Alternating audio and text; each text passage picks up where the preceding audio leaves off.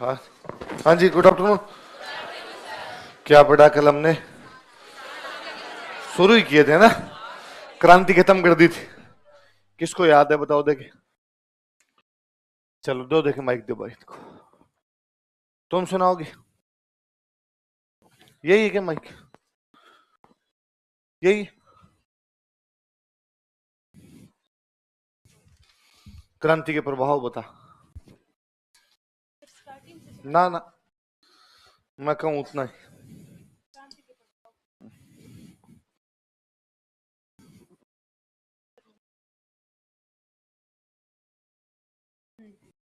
क्रांति के बाद राजाओं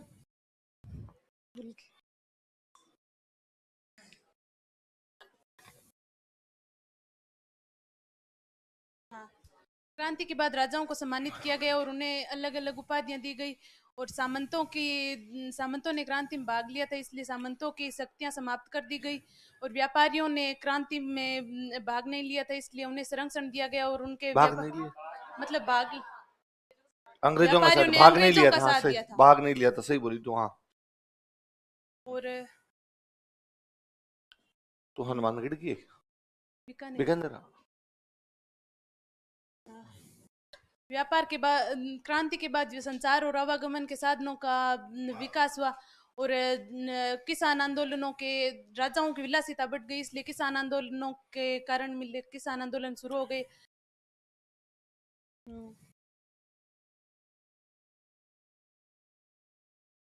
और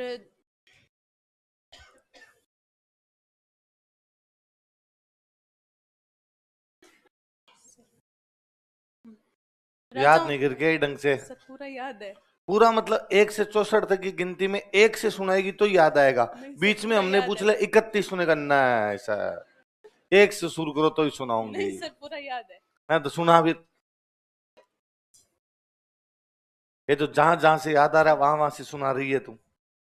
और राजस्थान इस क्रांति के बाद आगामी राष्ट्रीय आंदोलनों को प्रेरणा स्रोत का कार्य किया। और मध्यम वर्ग का उद्योग हुआ, जिससे शिक्षा को प्रोत्साहन मिला। और राजा और जनता को अलग करने के लिए शिक्षा को प्रोत्साहन मिला इसलिए मध्यम वर्ग का उदय हुआ, उल्टा नहीं। राज, राजाओं और जनता को अलग करने के लिए अंग्रेजों ने उनके लिए नए स्कूल और कॉलेज स्थापित किए। 1869 की वोल्टर योजना के तहत अजमेर में मेयो कॉलेज स्थापित किया गया था। हो गया? चलो भाई ठीक है, बैठ जा, शाबाश। हाँ, और कोई भाई कौन है? तो दे दे के इसको पीछे दे दे। तू सुनाएगी? चल तू सुना दे। क्या किसान आंदोलन के कारण।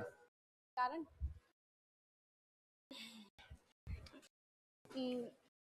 अंग्रे, अंग्रेजों ने राजाओं को अधिक संरक्षण दिया, इसलिए अरे बाकी चुप भाई, वरना मैं किसी को खड़ा कर दूंगा अभी। अंग्रेजों ने राजाओं को अधिक संरक्षण दिया, इसलिए उनकी विलासिता बढ़ गई। तो उन्होंने भू राजस्व कर बढ़ा दिए गए तथा सामंतों और राजाओं को अधिक संरक्षण मिलने के कारण उन्होंने किसानों पर ध्यान नहीं दिया। और उन्होंने किसानों पर ध्यान नहीं दिया। अंग्रेजों ने हमारी अर्थव्यवस्था को विश्व की अर्थव्यवस्था के साथ जोड़ दिया था। इस बढ़ते गठाव बढ़ते बदलाव को हमारे किसान समझ नहीं पाए थे, इसलिए किसान आंदोलन हुआ। और प्रथम विश्व युद्ध में राजाओं ने कर बढ़ा दिया था, इसलिए भी किसान आंदोलन हुए। और प्रथम विश्व युद्ध में राजाओं ने कर बढ़ा दिया था।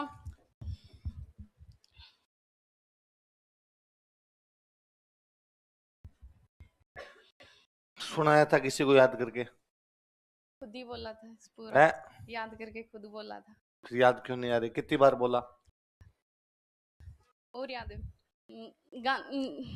राष्ट्रवादी आंदोलन में गांधी जी के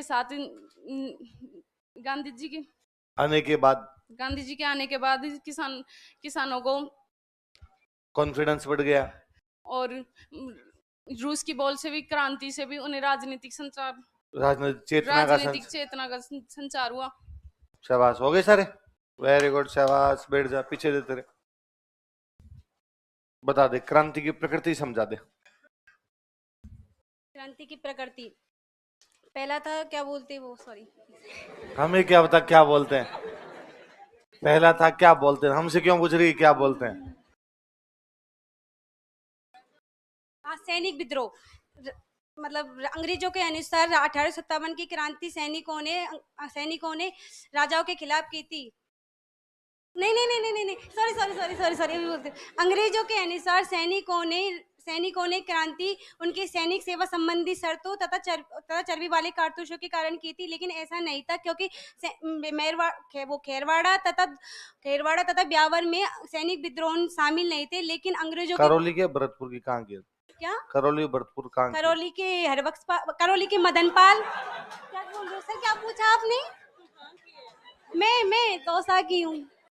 कोटा की। दौसा दौसा। दौसा, हाँ आगे बाकी। तू वह को वह बोलती है इसलिए काम है। क्या? सैनिक विद्रोह, सैनिक विद्रोह है ना। तुम इधर दौसा करौली भरतपुर साइड वाले वह को वह बोलते हो, तो तुमको तो हम विश्वविद्यालय में पढ़ते हैं। वर्षा हुई थी कल, वर्षा। चल आगे बता। आवाज गायब कर दी तेरी उसने, तुझसे ही नहीं बोल रही थी इसलिए। देख देख माइक चालू है क्या।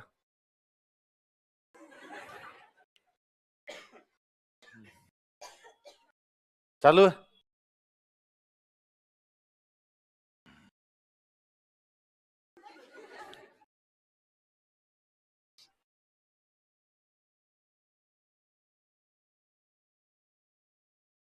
तू पीछे दे देखे किसी को, पीछे वाला। हाँ पहले एक बार रुक जा भाई, एक बार, एक मिनट। सैनिक विद्रोह। अंग्रेजों के अनुसार 1857 की क्रांति में सैनिकों ने राजाओं की सैनिक सेवा संबंधी शर्तों तथा चर्बी। राजाओं की नहीं, सैनिकों 1857 की क्रांति के अंग्रेजों के अनुसार 1857 की क्रांति सैनिकों ने सैनिक सेवा संबंधी शर्तों तथा चर्बी वाले कारतूसों के कारण की थी, लेकिन ऐसा नहीं था क्योंकि ब्यावर तथा खेरवाड़ा में सैनिकों ने भाग नहीं लिया था, और है ना अंग्रेजों के साथ सैनिकों ने भी विद्रोह किया था। और एक और है वो सामंती विद्रोह। अंग्रेजों के अनुसार सामंतों ने अपने अधिकारों की पुनः प्राप्ति के लिए यह विद्रोह किया था, लेकिन ऐसा नहीं था क्योंकि मेवाड़ के सामंतों ने अंग्रेजों के क्रांतिकारियों के साथ दिल्ली तक गए थे, तथा मारवाड़ के सामंतों ने अंग्रेजी विरोधी तत्वों को शरण दी थी। फिर है धार्मिक कारण। अंग्रेजों बोल। धार्मिक कारण या धार्मिक विद्रोह? हाँ, वो धार्मिक विद्रोह है ना। विद्रोह। हाँ। अंग्रेजों के अनुसार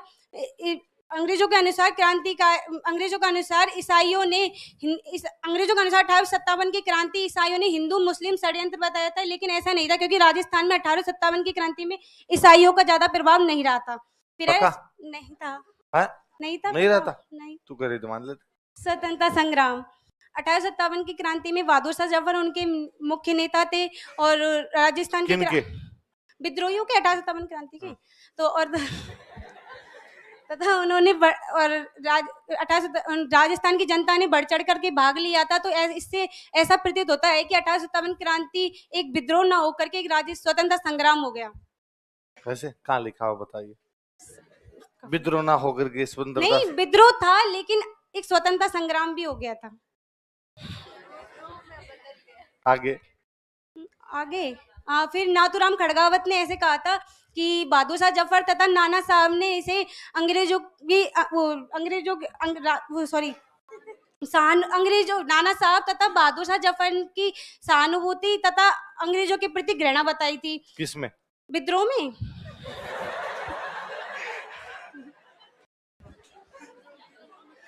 सबका उत्तर विद्रोह है। आज तूने विद्रोह कर रखा है। नाथूराम खड़गावत की तरह खड़गा रही है हमको।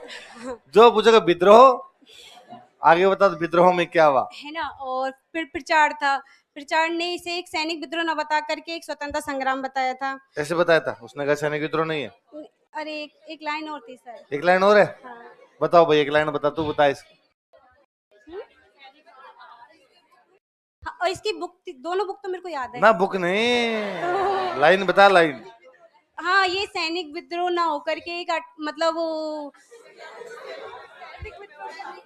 सैनिक विद्रोह के रूप में प्रारंभ होकर आकर समझ में नहीं आया। सैनिक विद्रोह मतलब मैं बोलती हूँ, है ना। 18 प्रिचार्ड ने कहा था कि यह एक सैनिक विद्रोह। किसने कहा था? प्रिचार्ड ने सैनिक विद्रोह ना होकर के यह एक राजनीतिक चेतना का कारण बन गया। अब की बार तो और नहीं आ लिया इधर। हाँ, हाँ बता। अब इसकी बुक बताऊं? नहीं नहीं पहले बता। प्रीचार्ज ने क्या कहा था बता, देख के बता। यह सैनिक विद्रोह के रूप में प्रारंभ हुई थी, लेकिन यह धीरे धीरे स्वतंत्रता संग्राम में बदल गई थी। ये कहा था क्या पक्का? हाँ। चल अब बुक्स के नाम बता दे। उसकी नाथुराम खड़गावत की थी, सर आप क्या बोल रहे हो आप? मैं तो चुप बैठा हूँ, मैं बोल ही नहीं रहा हूँ। Rajputana roles in struggle of 1857, चलो है ना। और दूसरी थी प्रिचार्ड की म्यूनिटीज, किसकी? प्रिचार्ड की हाँ। म्यूनिटीज इन 1857, म्यूनिटीज इन राजपुताना। वेरी गुड, शाबाश। बैठ दे, शाबाश शाबाश। चल कौन कौन सुनाएगा पीछे? दो भाई पीछे माइक दो। हाँ उधर दे दे, एक दे दे तू। हाँ तू एक बार लेके बैठ जा अपने माइक, आ जाएगा नंबर। पीछे किसी ने हाथ खड़ा किया? हाँ तो तुम सुना दो, देखे हमें क्या बताओगे। टाटा टोपे के बारे में बता दो। आप माइक शुरू करके दे भाई। क्या नाम है तुम्हारा? विकास। विकास, विकास सुना। तात्या टोपे ने दो बार आया था रिवॉल्यूशन के टाइम में, अगस्त और दिसंबर में। पहले आया था 57 में 58 में 58 में आया था। पहले आया था वो कुआड़ा में 9 अगस्त 1858। पहले क्या आया था? कुआड़ा का युद्ध हुआ था पहले, कुआड़ा का युद्ध जिसमें रॉबर्ट्स ने हराया था उसे। फिर आया वो रकमगढ़ का युद्ध 13 अगस्त 1858। उसमें ब्रिटिशर ने हराया उसे, जोश सिंह है ना कोटारिया का, उसने उसको वहां से बाहर निकाले, यानी हेल्प की उसकी, सहायता की थी। फिर रलायता का युद्ध झालावाड़ का किंग पृथ्वी सिंह उसके खिलाफ अपनी सेना भेजता है। तो गोपालपट्टन को छोड़ के बाकी सारी सेना तात्या टोपे की तरफ मिल गई और उसने झालावाड़ को कैप्चर कर लिया और वहां से पृथ्वी सिंह से 5 लाख रुपए लेके वहां से चला गया। फिर वो 11 दिसंबर 1858 में बांसवाड़ा में एंटर करता है। बांसवाड़ा का किंग था लक्ष्मण सिंह और बांसवाड़ा को कैप्चर कर लेता है। फिर वो जाता है प्रतापगढ़ में उसे रो करा देता है और प्रतापगढ़ का किंग था दलपत सिंह। फिर जीरापुर का युद्ध होता है जिसमें बेसन हराते हैं उसे। फिर दौसा का युद्ध में सोवर्स और रॉबर्ट्स हराते हैं उसको, सोवर्स और होनर्स। और फिर सिक्कर का युद्ध, सिक्कर्स में कर्नल होम्स हराता है उसे और वहां पे उसके 600 सोल्जर सरदार सिंह के सामने सरेंडर कर देते हैं। फिर तात्या टोपे को नरवर के जंगल से मान सिंह के विश्वासघात पे पकड़ लिया जाता है और उसको 18 अप्रैल 1859 में फांसी दे दी जाती है।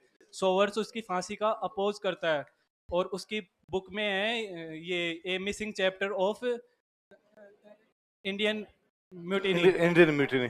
फिर यानी उसके साथ यानी टोंक का नसीर मोहम्मद खान उसका साथ देता है और सरदार सिंह उसको 10 क्लेवरी सोल्जर्स देता है और सलूम्बर का केसरी सिंह और जोश सिंह कोठारिया का उसको शरण देते हैं। जोश सिंह कोठारिया अदर्स को भी शरण देता है, जैसे नाना साहब, राव साहब उसका भाई, नाना साहब पेशवा और भीम सिंह चारण को जिसने गंगापुर लूटा था। चल ठीक है, शाबाश, ठीक। हाँ बीच में माइक दिया था किसी। बताओ देखे तुम मुझे कोटा में विद्रोह बताओ, क्या क्या बातें हुई थी? कोटा में विद्रोही थे वकील जयदाल तथा रिसालदार मेहराब खां। कहाँ के थे ये? वो तो वकील तो था मथुरा का और ये था करौली का। हाँ ये याद रखना, एक क्वेश्चन पूछा हुआ है। राम सिंह द्वितीय को नजरबंद कर दिया तथा बर्टन के साथ अन्य लोगों को मार दिया था। बर्टन के पुत्र थे फ्रैंक और ऑर्थर, 2 डॉक्टर थे सेविल कॉन्टम और सैडलर तथा देवीलाल महाराव का प्रतिनिधि था। इन्होंने हाँ मथुरेश जी कोटा मंदिर के महंत जी कन्हैयालाल गोस्वामी ने राम सिंह द्वितीय तथा विद्रोहियों के मध्य वो क्या बोलते हैं समझौता करवा दिया था उसे। उसकी 9 शर्तें थी। फिर राम सिंह द्वितीय ने मेवाड़ के राजा स्वरूप सिंह को अपने परिवार को बचाने की प्रार्थना की थी। करौली के राजा मदनपाल ने राम सिंह द्वितीय को मुक्त करा लिया था। 30 मार्च 1858 को रॉबर्ट्स ने कोटा को पुनः अपने अधिकार में ले लिया था। और फिर उसके बाद में जयदयाल व मेहराब खां को फांसी दे दी गई थी तथा राम सिंह द्वितीय की तोपों की सलामी घटा दी गई थी तथा इसे लॉर्ड मेयो के अजमेर दरबार में भी नहीं बुलाया गया था। मदनपाल को तोपों की सलामी बढ़ाकर 15 से 17 कर दी गई थी। और इसके अन्य विद्रोही थे हरदयाल, जियालाल और रतनलाल। कब हुई थी कोटा में क्रांति? 15 अक्टूबर 1857। क्यों हुई थी? क्योंकि कोटा में जो किसान थे, मैं बता देती हूँ, फरवरी 1818 में अंग्रेजों ने कोटा के साथ पूरक संधि की थी।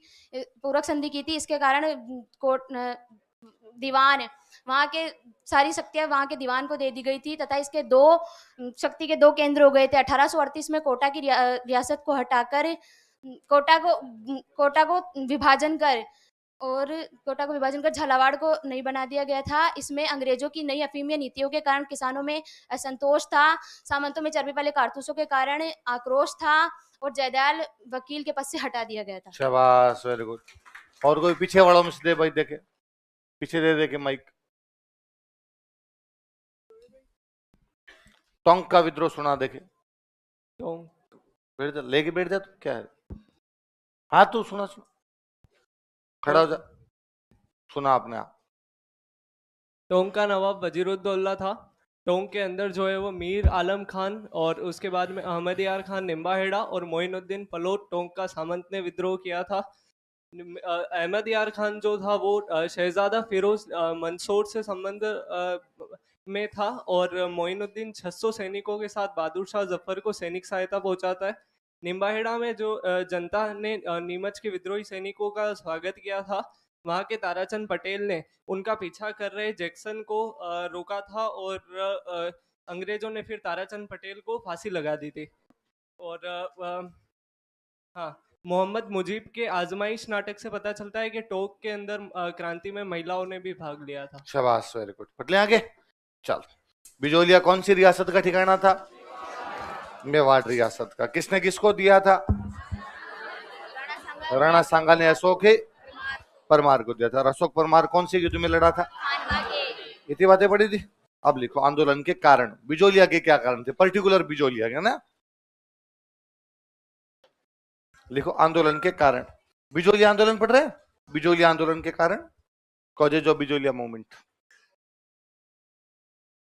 सामंत जो थे,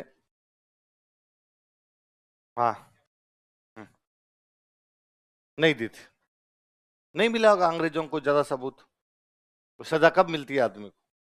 जब उनके खिलाफ सबूत मिले। फिर अंग्रेजों को यह भी लगा होगा फालतू में ज्यादा लोगों को नाराज क्यों करना। अंग्रेजों की टेरिटरी में आते भी नहीं थे वो। भाई राजा की टेरिटरी में आते हैं अंग्रेजों की? बता तो ये तो भाई अपना प्रिंस, अपना राजस्थान था, अंग्रेजों के प्रभाव में आता था या राजाओं के? तो सजा देने का हम राजा न करेंगे।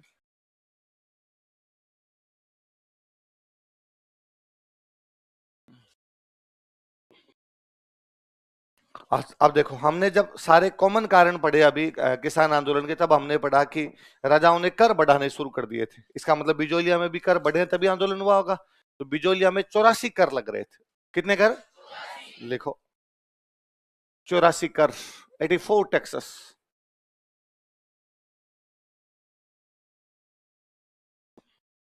कारण लिखो, 1 नंबर लिखो 84 कर। कितने कर लग रहे थे? 84 तो खूब हो जाते। इतने इतने कर लगेंगे तो किसान क्या करेंगे? आंदोलन। हालांकि इनमें से खूब सारे कर ऐसे थे जो कभी कभार लगते थे या लगते ही नहीं थे। जैसे एक कर हुआ करता था उस टाइम में सिंगोटी। कौन सा होता था? यदि कोई सींग वाले पशु खरीदेगा या सींग वाले पशु बेचेगा तो कर लगेगा। जो किसान गाय भैंस खरीद के लाएगा तो कर लगेगा, गाय भैंस बेचेगा तो कर लगेगा। मान लो कोई किसान ना तो गाय भैंस खरीदे ना ही गाय भैंस बेचे, तो क्या उस पर कर लग सकता है? अच्छा, एक कर होता था जाजम। क्या होता? यदि कोई किसान जमीन खरीदेगा या जमीन बेचेगा, उस पर जो टैक्स लगेगा वो कौन सा था? आज भी लगता है। आज भी सरकार रजिस्ट्री के पैसे लेती है, अलग से लेती है, तो वो पहले भी होता जाजम। पर मान लो मैं मेरे जीवन में ना तो जमीन खरीदूं ना जीवन में जमीन बेचूं, तो क्या मेरे पे टैक्स लग सकता है? एक जैसे टैक्स था खीचड़ी। कौन सा था? यदि कभी राजा आपके गांव में आ गया तो राजा को खाना खिलाने के लिए सब गांव वाले पैसे देंगे। उस पैसे क्या, उस टैक्स को क्या बोला करते हैं? खीचड़ी। पर राजा गांव में कब आएगा भाई? कभी कभी नहीं, कभी नहीं आता। तो आज लोकतंत्र है, डेमोक्रेसी है, हम इतने सारे लोग बैठे हैं क्लास में। मुझे बताओ, जो गांव के बच्चे हैं, शहर में तो हो सकता है फिर भी कभी हुआ हो, जो गांव के बच्चे हैं उनके गांव में कभी मुख्यमंत्री जी रुके हुए हैं क्या? 75 साल में अपने किसी भी गांव में मुख्यमंत्री जी एक रात भी नहीं रुके हुए, कोई भी मुख्यमंत्री। तो पहले भी यही था। तो हम फिर भी मान लो कभी कभार रुक गए, मान लो आज आपने गांव में मुख्यमंत्री जी आ गए, तो अब तो क्या लोगों के पास पैसे हो गए, तो जिसके घर पे आ गए वही खाना खिला देगा।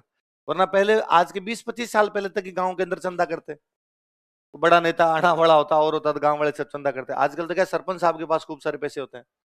नरेगा है ना, एक योजना होती है नरेगा ना तो मामला बैठ जाता, तो सरपंच साहब अपने हिसाब से कर लेते हैं मैटर। वरना पहले गांव में इकट्ठा करते थे, रुपए इकट्ठा करके फिर किसी की व्यवस्था किया करते, तो वो जो टैक्स होता। तो कई प्रकार के तो 84 में से कर रहे जो कभी लगते नहीं थे, पर एक टैक्स था जो हमेशा लगता था, वो था भू राजस्व। कौन सा था? क्योंकि लोगों की इकोनॉमी का मुख्य साधन खेती था, और खेती पे जो टैक्स लगता वो कौन सा था? भू राजस्व। कोई टाइम में अपने यहाँ पे भू राजस्व की जो रेट हुआ करती थी, वो मान लो रेट हुआ करती थी 1/6। कितनी थी? 1/6 का मतलब है, यदि मेरे 60 क्विंटल बाजरा हुआ, कितना बाजरा हुआ, तो 1/6 मतलब 10 राजा लेगा। 10 कौन लेगा? 60 हुआ मेरे, 60 में 6 को डिवाइड कर दो, 6 से डिवाइड कर दो, कितना हो गया? 10। अब धीरे धीरे उसको बढ़ाना शुरू कर दिया। जैसे बाद में राजाओं का 1/6 में पार नहीं पड़ेगी, 1/5 दो। यदि मेरे 60 क्विंटल बाजरा हुआ, राजा को 1/5 देना, तो कितना देना पड़ेगा? 12।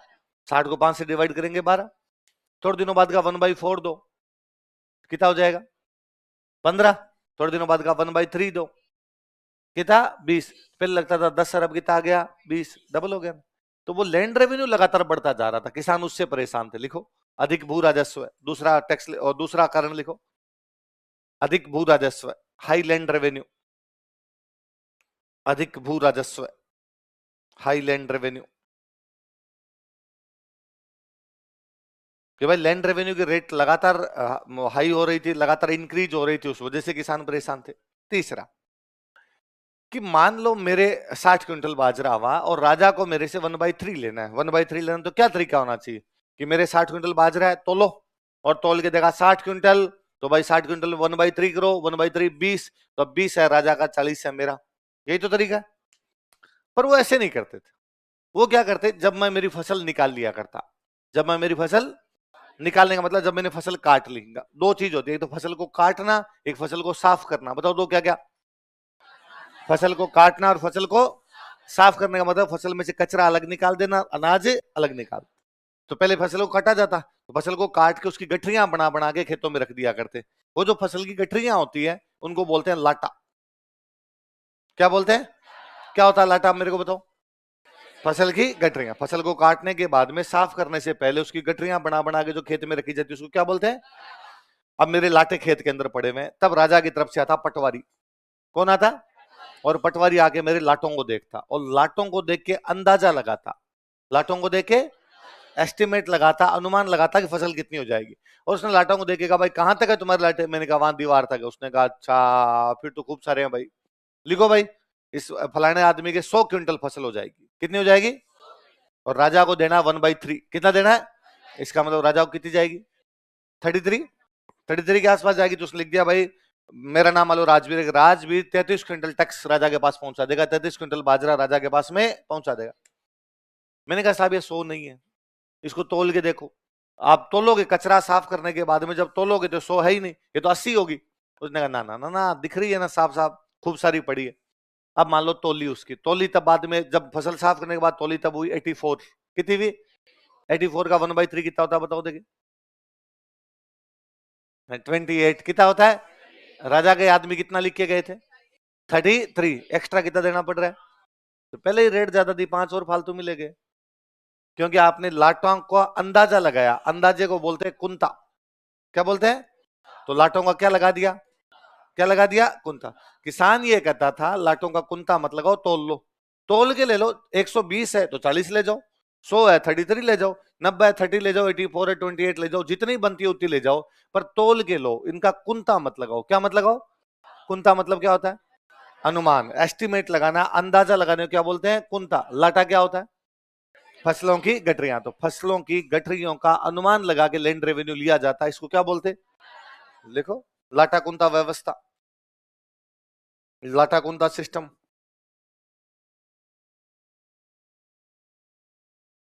लाटा कुंता व्यवस्था,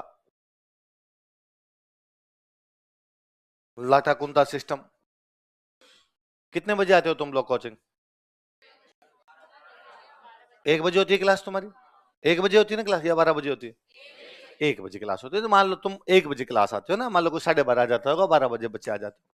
कल मान लो तुम 1 बजे आओ और नवीन जी आए, और नवीन जी आगे देख भाई आज कोई क्लास नहीं है, और ये पास में एक प्लॉट अपना खाली पड़ा है, इसमें दिलीप सर एक मकान बना रहे हैं, ईंटें फेंको थोड़ी देर। 1 से 3 2 घंटे तक ईंटें फेंकनी पड़ेगी। तुमने कहा कोई बात नहीं, चलो ईंटें फेंकते हैं। 1 से 3 तुम लोगों ने ईंटें फेंकी, 3 बजे आपने कहा कि कोई बात नहीं, 2 घंटे ईंटें फेंकी, मजदूरी दो। नवीन जी ने कहा थप्पड़ मारूंगा, मजदूरी और चाहिए तुम्हें? कोई मजदूरी, जबरदस्ती बिना पैसे दिए तुमसे क्या करवा लिया गया? काम। इसको बोलते हैं बेकार। क्या बोलते हैं? किसानों के साथ ये हो रहा था, उनसे काम करवाया जा रहा था और उसका पैसा नहीं दिया जा रहा, उसको क्या बोलते हैं? फोर्सफुली लेबर जो होती है, जबरदस्ती काम करवाया जाता है, उसको क्या बोलते हैं? लिख लो, किसान बेकार से परेशान थे। लिख लो बेकार।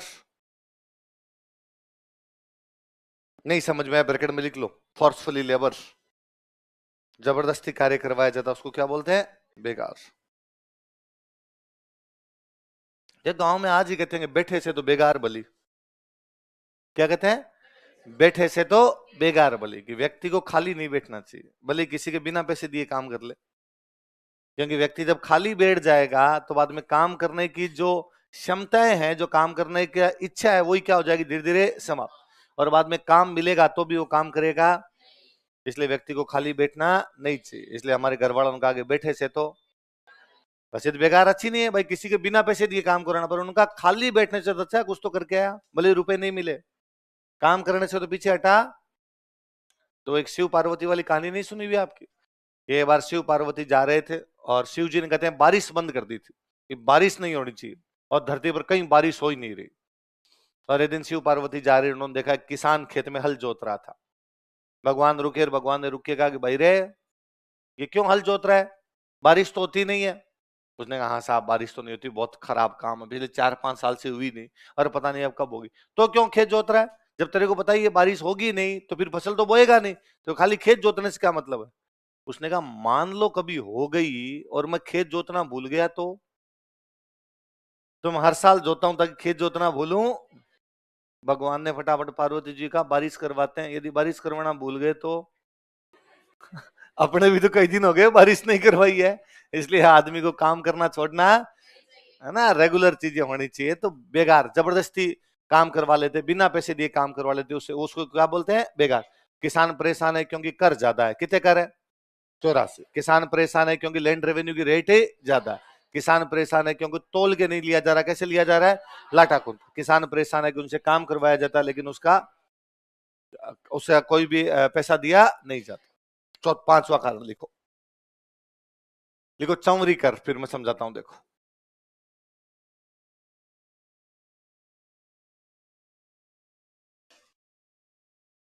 चौवरी टैक्स सुनना, देखो क्या होता है। चौवरी बेसिकली कहते हैं जहां पे फेरे होते हैं उस जगह को। फेरे समझ गए? शादी ब्याह मंडप, शादी का जो मंडप होता है उसको बोलते हैं चौवरी। क्या बोलते हैं? चौवरी। जो अग्नि कुंड जिसके चारों तरफ अपने फेरे लेते हैं ना, वो जो अग्नि जलती है उस अग्नि क्या बोलते हैं? चौवरी। बिजोलिया में एक सामंत बनता, उसका नाम था कृष्ण सिंह। क्या नाम था?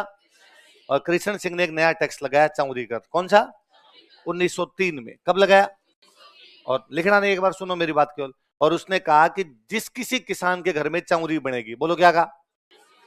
जिस किसी किसान के घर में, उसको चौरी कर देना पड़ेगा। उसको क्या देना पड़ेगा? चौरी कर देना पड़ेगा। अब कौन किसान चौरी कर देगा? जिसके घर में चौरी बनेगी। तो किसके घर में चौरी बनेगी? जिसके घर में लड़की की शादी। इसका मतलब किसान की लड़की की शादी पर किसान सामंत को एक टैक्स देता, उसको क्या बोलते हैं? किसानों ने कहे तो उल्टा है। अपने तो रिवाज ये कहता है कन्या की शादी हो तो कन्यादान जमा करवाना चाहिए, और तू तो कह रहा है मैं लूंगा। उसने कहा बड़े बड़े शहरों में छोटी छोटी बात होती रहती है। लिखो, यह कर किसानों से उनकी लड़कियों के विवाह के समय लिया जाता था। चौरी करके आगे लिखना, यह कर किसानों से उनकी लड़कियों के विवाह के समय लिया जाता था। This tax was imposed on peasants on wedding of girls. यह कर किसानों से उनकी लड़कियों के विवाह के समय लिया जाता था। This tax was imposed on wedding of girls of peasants. This tax was imposed on wedding of girls of peasants.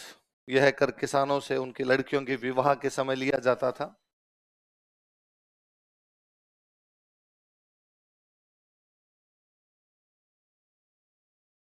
इसी में कंटिन्यू करना। 1903 ईस्वी में इन 1903 एडी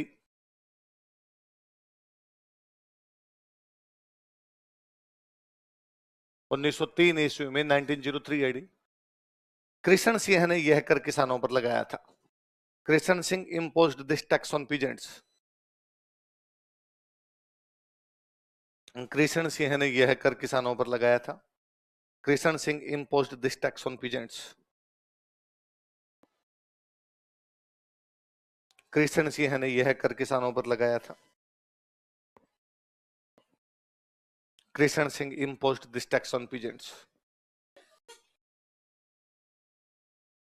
तो चौरी कर क्या था बताओ? देखे, किसानों की लड़कियों की शादी होती है उस समय जो कर लगता है कौन सा था?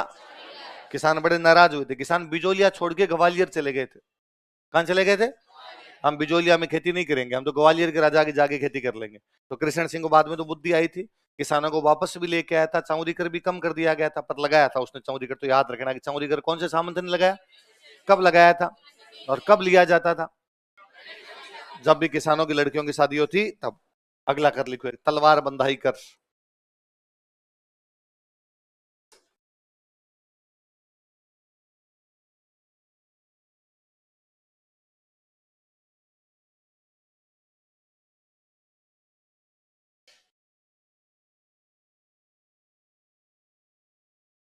कौन सा कर है बताओ? देखिए, तलवार बंधाई कर। अच्छा, उस समय एक रिवाज था कि जब भी सामंत मर जाया करता तो उसका बेटा सामंत बनेगा। जब सामंत मरेगा तो उसका बेटा जो होगा क्या बनेगा? सामंत। तो जब भी कोई नया सामंत बनेगा, जब भी कोई मतलब सामंत के मरने के बाद उसका बेटा नया ही हो गया, वो जब भी कोई नया सामंत बनेगा वो राजा को टैक्स देगा। जब भी नया सामंत बनेगा वो राजा को टैक्स देगा। उसको बोलते तलवार बंधाई। क्या बोलते? कौन किसको दे रहा है बताओ? सामंत है राजा। कब देगा? जब पहली बार सामंत अपनी गद्दी पर बैठेगा। भाई सामंत जब भी गद्दी पर बैठता उसके तलवार बांधते। क्या बांधते? आज के बाद रक्षा की जिम्मेदारी तेरी, रक्षा की जिम्मेदारी तेरी, तो तेरे क्या बांध रहे हैं? तलवार। तो तलवार बांधते, इसलिए टैक्स को क्या बोलते? कौन किसको दे रहा है?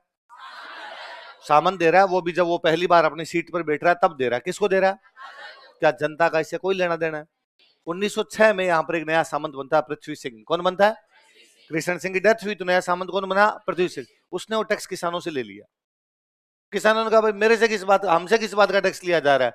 ये तो सामंत राजा को देता। उसने कहा हाँ तो मैंने दिया है राजा को, तो हमसे क्यों ले रहा है? उसने कहा मेरे खर्चा हुआ है तो मैं कहां से निकालूंगा रुपए, तुम दो मेरे को। अरे तो तेरे बाप दादा नहीं लिया। उसने कहा कई काम जिंदगी में पहली बार भी होता है। तो कौन सा टैक्स ले लिया था? कौन किसको देता था? लिख लो, यह कर नए सामंत द्वारा राजा को दिया जाता था। This tax was given by new feudal law to king. यह कर नए सामंत द्वारा राजा को दिया जाता था। This tax was given by new feudal law to king. यह कर नए सामंत द्वारा राजा को दिया जाता था। This tax was given by new feudal law to king. लेकिन 1906 ईस्वी में, बट इन 1906 एडी, लेकिन 1906 ईस्वी में, but in 1906 AD, Prithvi Singh ने यह कर किसानों पर लगा दिया था।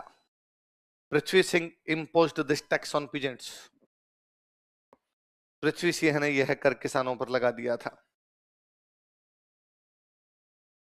Prithvi Singh imposed this tax on peasants.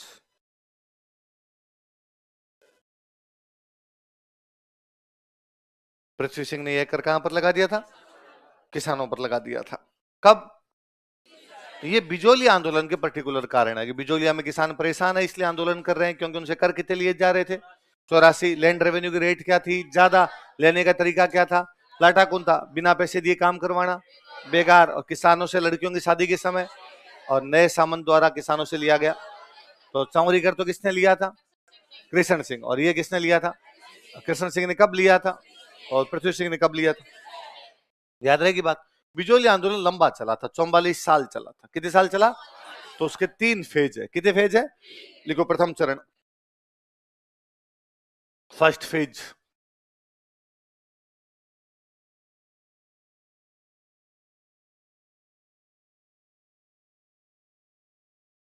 लिख लो. प्रथम चरण 1897 से 1914.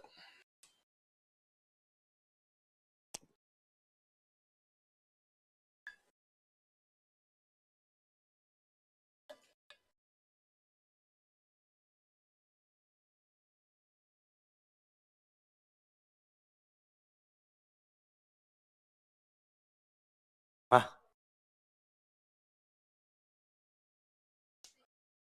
वंशानुगत होते. वंशानुगत होते. यदि किसी सामंत के बेटा नहीं होता तो गोद ले लेते, गोद लेके बना दिया करते. अच्छा, पहला चरण कब से कब तक है बताओ? ये जो बिजोलिया वाला इलाका था, यहां पे धाकड़ जाति के किसान रहते थे. कौन सी जाति के? धाकड़ जाति है. वैसे नहीं कि छोरी धाकड़ है, वैसे किसान धाकड़ है. गणा ने एक छोरी धाकड़ है, धाकड़ है. दबंग कौन से? दंगल दंगल दंगल. हाँ, तो वैसे किसानों की जाति है. जाति का नाम ही क्या है? धाकड़. तो धाकड़ किसान परेशान थे इस इलाके में. और यहाँ पर एक गांव था, उस गांव का नाम था गिरधरपुरा. कौन सा गांव था? वहां गिरधरपुरा में कोई मृत्यु भोज का कार्यक्रम था. किसका कार्यक्रम था? गंगाराम जी धाकड़ एक व्यक्ति थे, उनके घर पे किसका कार्यक्रम था? मृत्यु भोज. मृत्यु भोज समझते हो? अपने गांव में किसी की डेथ हो जाती है, 12वें दिन जो खाना खिलाते हैं उसको क्या बोलते हैं? मृत्यु भोज. और गांव में यदि किसी बूढ़े आदमी की मृत्यु हो रखी होती है तो भाई साहब मेला सा होता है. आसपास के 12 गांवों के लोग आते हैं, ढंग से छक्के खाते हैं. मतलब एक एक आदमी 5-5 किलो लड्डू खा जाता. पहले गांव में लड्डू बूंदी बनाते थे, तो 5-5 किलो लड्डू खा जाता. और 5 किलो लड्डू खाने के बाद साइड में जाके बात करता कि नारे डालडा है. कौन से घी के बना दिए? डालडा घी के बना दिए. देसी घी के बनाए तो तू फिर भी 5 किलो खा गया. देसी घी होती तो भगवान जाने क्या कर देता. तो खूब सारे किसान, धाकड़ किसान इकट्ठे हुए गिरधरपुरा में. अब इकट्ठे हुए तो उनमें आपस में बातचीत भी हुई. आपस में क्या बातचीत होगी? फिर सब प्रकार की बातचीत हो सकती है. अरे गे यार क्या जमाना आ गया, 84 टैक्स लग रहे हैं. एक दूसरे ने कहा वो छोड़ो यार, पर लैंड रेवेन्यू की रेट देखी. पहले अपने बाप दादों के टाइम में थी 1/6 और आजकल आ गई 1/3. एक तीसरे ने कहा कि छोड़ो यार 1/3 की 1/2 भी ले ले तो कोई नहीं, लेगा उतना देना ही पड़ेगा, पर लेने का तरीका तो होना चाहिए. कोई तोल के ले ले. 60 भी तो 30 ले, 40 भी तो 20 ले. पर ये तो क्या लगाते हैं? अंदाजे लौटे कुंते लगाते हैं. लाटे कुंतों से देना पड़ती है. एक किसी ने कहा मेरे से तो 2 दिन काम कराया, रुपए और नहीं दिए इन्होंने, बेकार और ली जा रही है. तो सब यूं परेशान है, आपस में बातें कर रहे हैं. तो वहां पर एक लाइब्रेरियन थे. कौन थे? उनका नाम था साधु सीताराम दास. क्या नाम था? कौन थे साधु सीताराम दास बताओ? है ना, लाइब्रेरी चलाते थे बिजोलिया के अंदर साधु सीताराम दास. उस टाइम भी लाइब्रेरी थी. हाँ, तुम में से आज दिन तक कौन कौन लाइब्रेरी में गया है?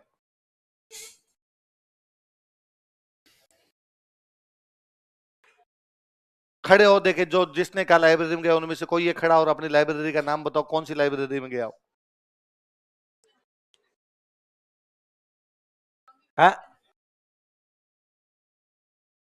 JNU दिल्ली, जोधपुर, जो यूनिवर्सिटी की लाइब्रेरी है.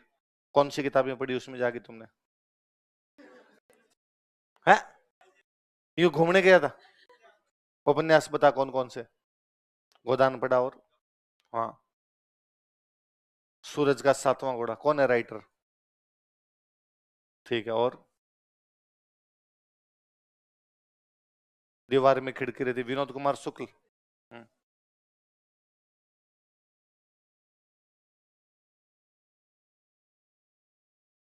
दीवार में खिड़की रहती है, पढ़ा हुआ है तेरा पक्का?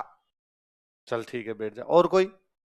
हाँ, कौन सी लाइब्रेरी? जय श्री श्याम लाइब्रेरी। उसमें कौन कौन सी किताबें पढ़ी? हाँ, बीए की 1 वीक सीरीज पढ़ी? वो मिलती है वहां जय श्री श्याम? हाँ, भरतपुर में मिलती है। फिर मतलब किताब तो तूने और कहीं से ली? लाइब्रेरी का नाम है जय श्री श्याम लाइब्रेरी, उसमें किताबें भी मिलती है और वहां बैठ के पढ़ लो। अच्छा चलो ठीक है। और कोई? हाँ,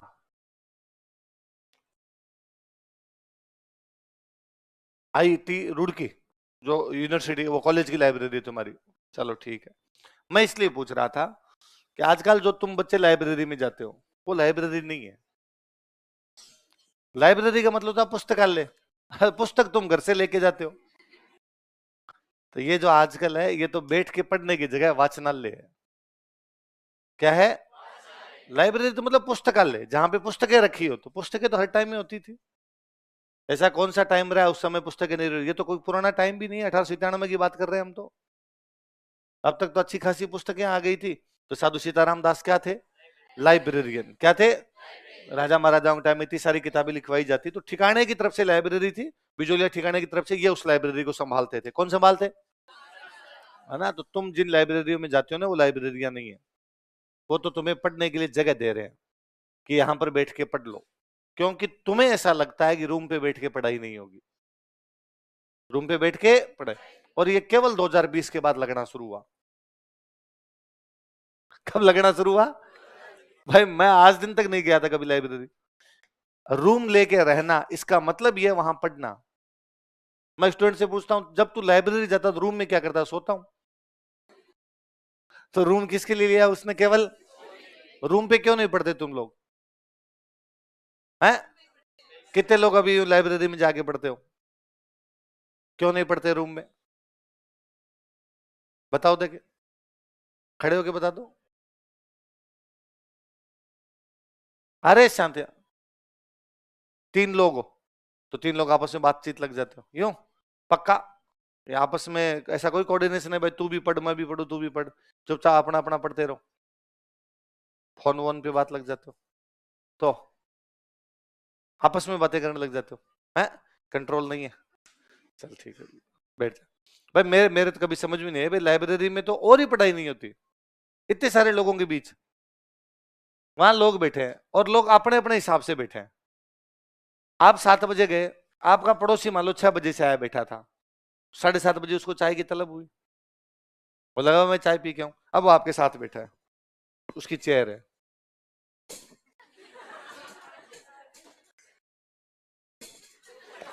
अपनी पढ़ाई तो खराब हुई यार, अपना तो कंसंट्रेशन भंग किया। फिर वो यहां बैठा था, उसका एक दोस्त उस साइड में वहां बैठा था, उसने वहीं से उसको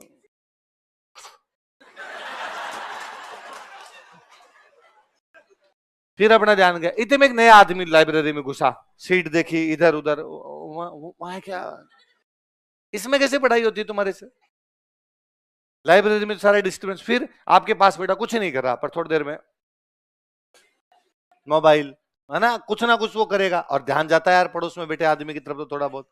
तो पता नहीं तुम कैसे पढ़ लेते हो। रूम ही पढ़ने के लिए होता है, रूम ही पढ़ना होता है। अपने रूम पर ऐसा एनवायरनमेंट स्थापित किया जाए कि वहां केवल पढ़ाई की बातें और कुछ ही नहीं हो।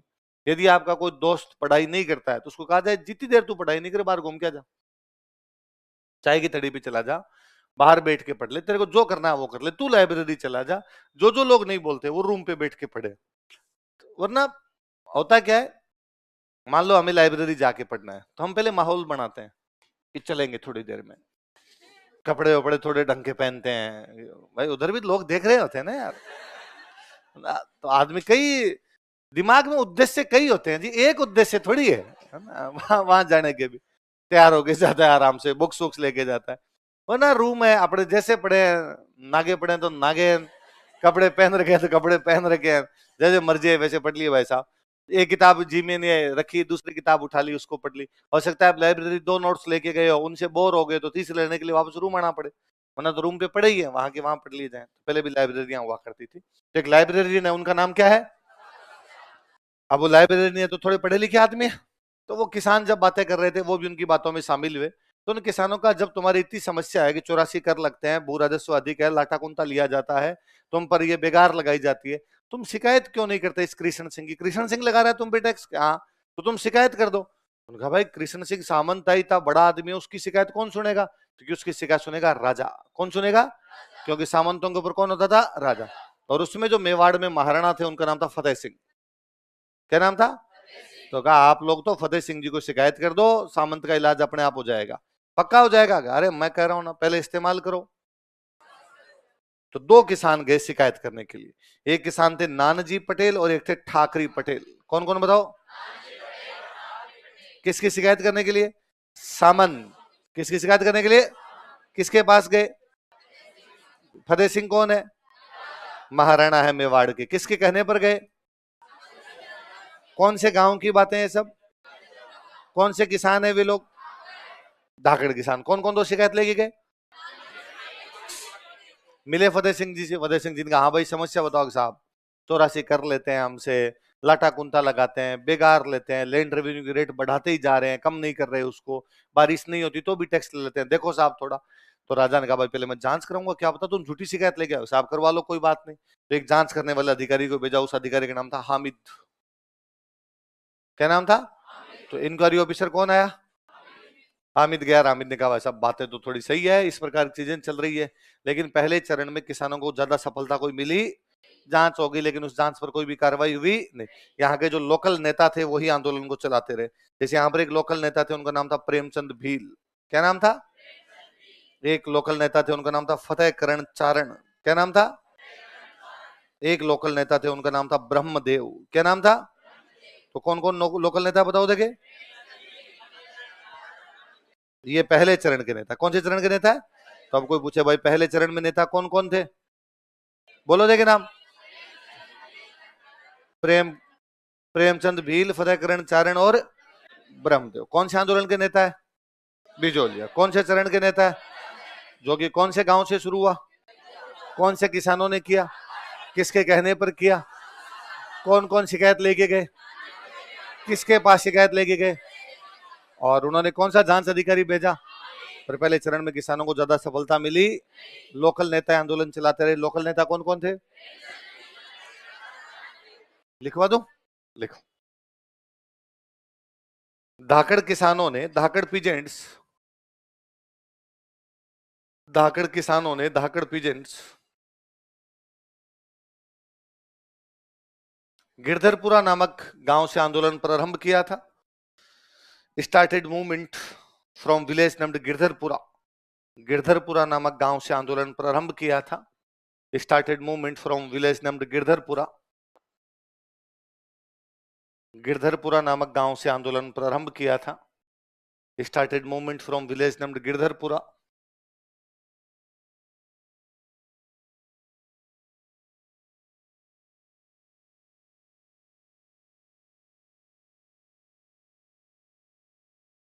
गिरधरपुरा नामक गांव से आंदोलन प्रारंभ किया था। Started movement from village named Girdharpura. Line change करके लिखो। साधु सीताराम दास के कहने पर, ऑन एडवाइज ऑफ साधु सीताराम दास,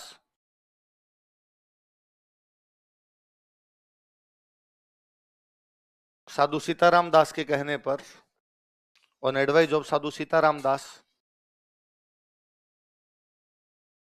नानजी पटेल तथा ठाकरी पटेल, नानजी पटेल एंड ठाकरी पटेल, नानजी पटेल तथा ठाकरी पटेल, नानजी पटेल एंड ठाकरी पटेल किसानों की समस्याएं लेकर मेवाड़ महाराणा फतेह सिंह से मिले। Met Mewar Maharana Fateh Singh with grievances of peasants. किसानों की समस्याएं लेकर मेवाड़ महाराणा फतेह सिंह से मिले। Met Mewar Maharana Fateh Singh with grievances of peasants.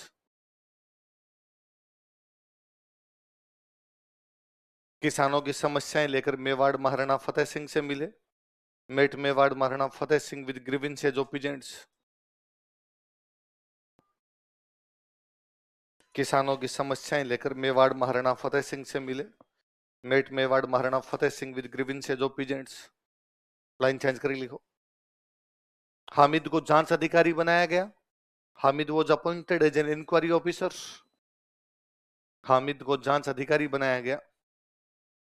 Hamid was appointed as an inquiry officer.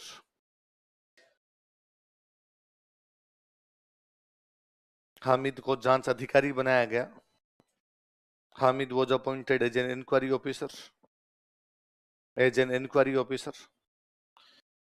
पहले चरण में किसानों को अधिक सफलता नहीं मिली। Peasants could not get more success in first phase. Peasants could not get more success in first phase. पहले चरण में किसानों को अधिक सफलता नहीं मिली। Peasants could not get more success in first phase. पहले चरण में किसानों को अधिक सफलता नहीं मिली। Peasants could not get more success in first phase.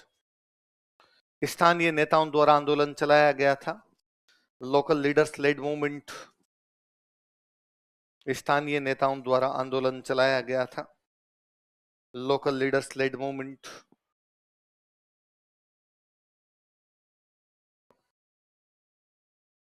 जैसे स्थानीय नेता कौन कौन है, नाम लिखो।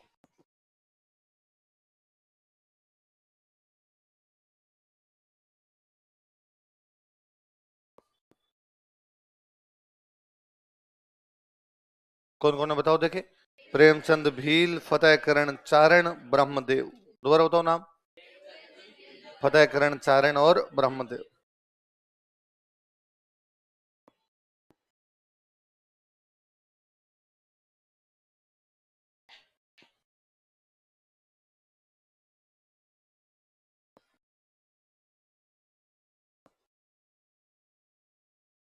प्रेमचंद भील, फतेहकरण चारण और ब्रह्मदेव, ये पहले चरण के नेता। कौन से चरण के नेता है? लेकिन पहले चरण में किसानों को अधिक सफलता। लिखो दूसरा चरण।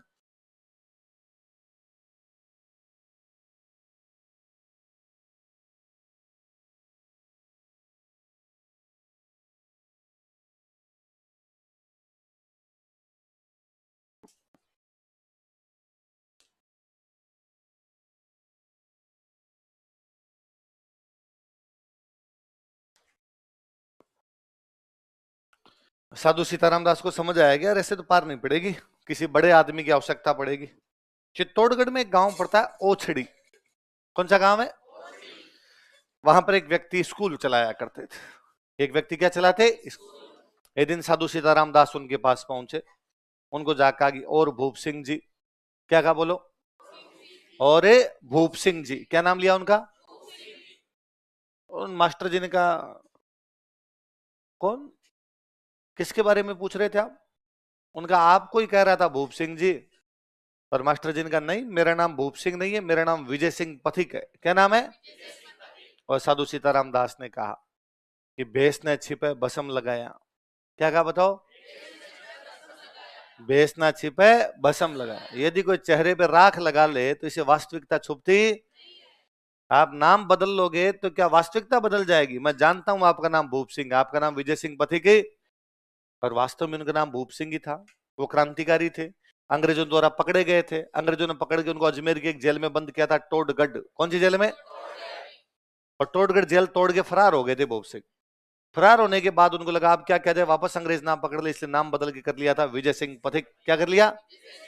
जेल में रहे तो दाढ़ी वाड़ी बढ़ गई, तो कटाई नहीं, वैसे वैसे पड़ी रहने दी अपने। और चित्तौड़गढ़ में जाके स्कूल खोली, बच्चों को पढ़ाने लग गए। मेरी तरफ मत देखो, आप लगता है अच्छा। दाढ़ी भी है, पढ़ाता भी है, और शक्ल से लगता तो अपराधी है। पक्का जेल वेल तोड़ के आया होगा कहीं से। नहीं, मेरी बात नहीं है, ये भूप सिंह जी की बात है। किसकी बात है? जो बाद में किस नाम से लोकप्रिय हुए थे। तो साधु सीताराम दास ने कहा, मैं जानता हूं आपको, आप भूप सिंह जी हो, टोडगढ़ जेल तोड़ के आ गए थे, आजकल ये टाबरों को पढ़ाने का काम कर क्या है, आओ सिखाते रहते हैं बच्चों को, चलो बिजोलिया आंदोलन करो। तो साधु सीताराम दास एक बड़े नेता को जोड़ते हैं साथ में, विजय सिंह पथिक। किसको जोड़ते हैं? देखो, साधु सीताराम दास के कहने पर, ऑन एडवाइस ऑफ साधु सीताराम दास, साधु सीताराम दास के कहने पर, ऑन एडवाइस ऑफ साधु सीताराम दास,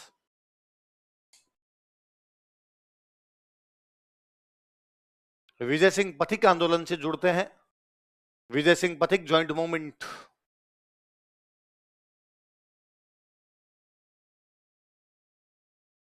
विजय सिंह पथिक आंदोलन से जुड़ते हैं। विजय सिंह पथिक ज्वाइंट मूवमेंट।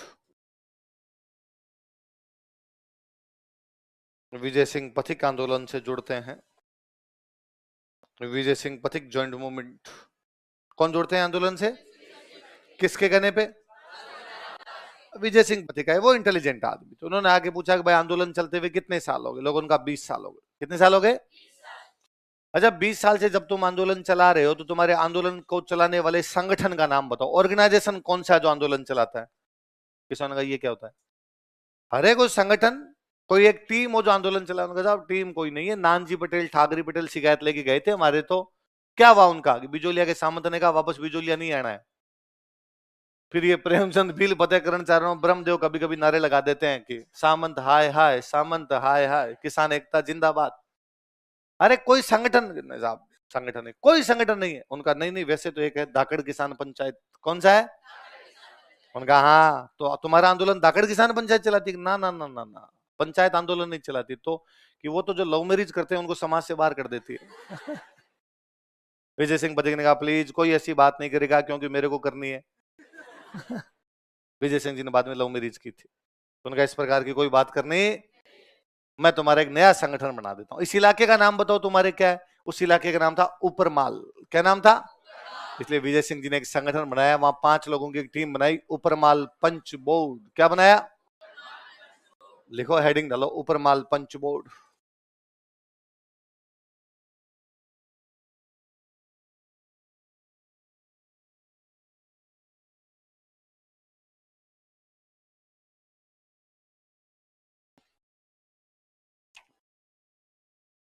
कौन सा संगठन बनाया बताओ देखे?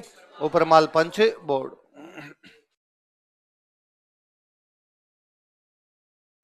लिखो, स्थापना फाउंडेशन 1917।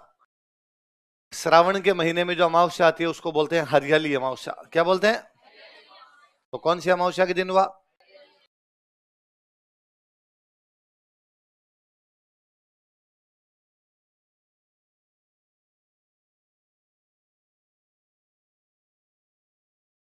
तो स्थापना कब की गई बताओ देखे? कब की गई? श्रावण के महीने में सब हरा ही हरा होता है, तो अमावस्या भी कैसी हो गई? हरियाली अमावस्या। कहां पर किया गया? देखो स्थान प्लीज।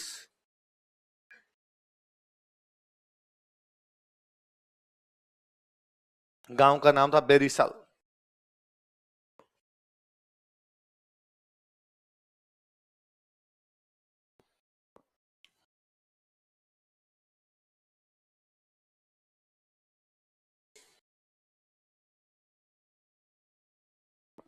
क्या नाम था? बेरीसाल। कौन बना रहे हैं संगठन? लिखो, संस्थापक विजय सिंह पथिक, फाउंडर संस्थापक विजय सिंह पथिक।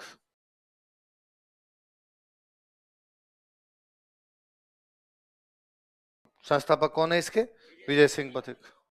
और लिखो अध्यक्ष, प्रेसिडेंट, अध्यक्ष बनाएगा इसके मन्ना पटेल। 5 लोगों की टीम थी और कह दिया इस 5 लोगों की टीम को लीड कौन करेगा? मन्ना पटेल।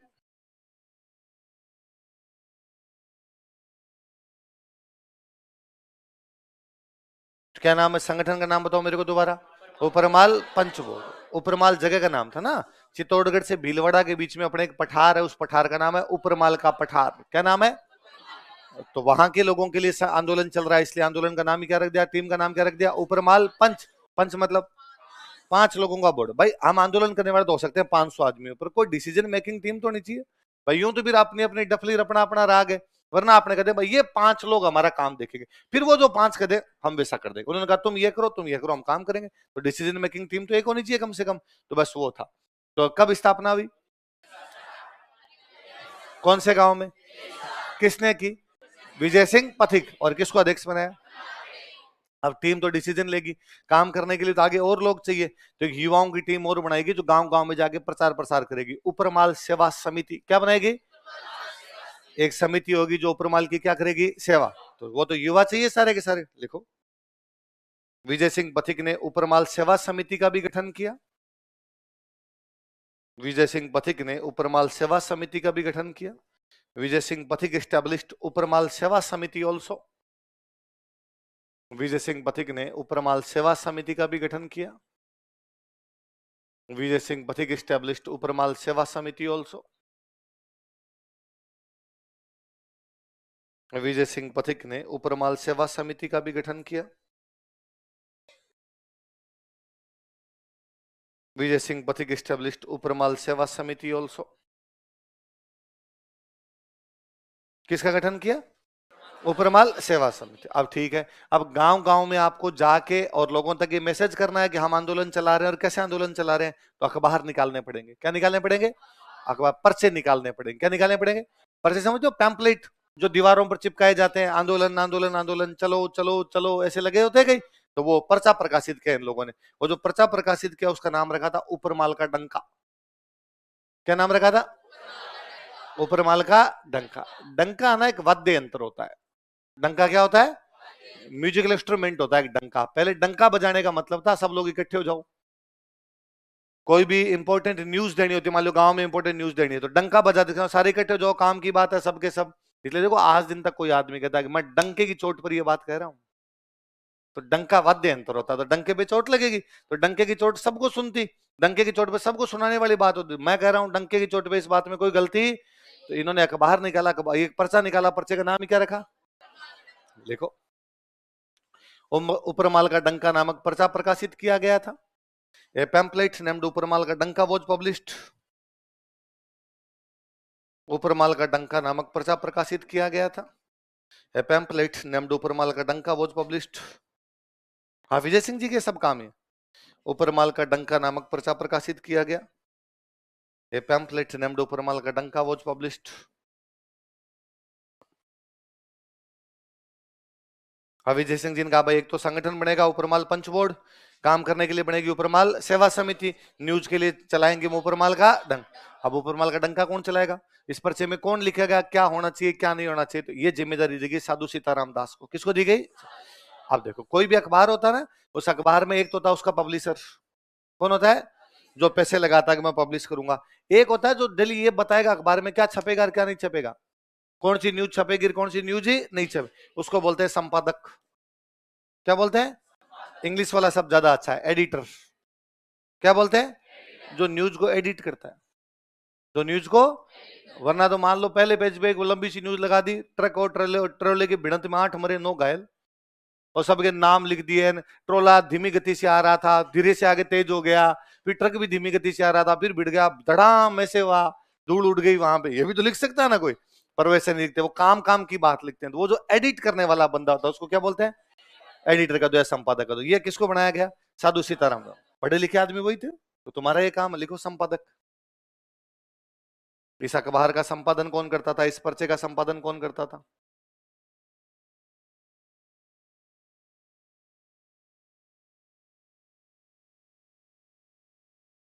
कौन करता था बताओ देखे?